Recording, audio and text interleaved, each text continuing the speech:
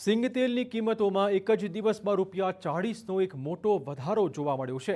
એક મહિનામાં સિંગતેલના ડબ્બામાં ₹200નો આ રીતે વધારો થઈ ગયો છે। ભાવ વધારાને જોતા સૌરાષ્ટ્ર ઓઇલ મિલ એસોસિએશનના પ્રમુખનું પણ આવ્યું છે નિવેદન।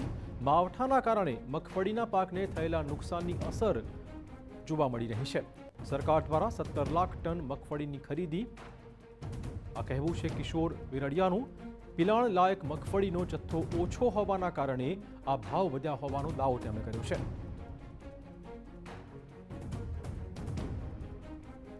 સારી મગફળીની ડિમાન્ડ એટલી બધી સારી છે કે એક સાઈડમાં સિંગદાણાવાળા ખરીદી કરી રહ્યા છે, બીજા નંબરની અંદર રીપ્રોસેસ માટે આવતા વર્ષે જેમાં બિયારણ કરવું છે બિયારણવાળા પણ ખરીદી કરી રહ્યા છે।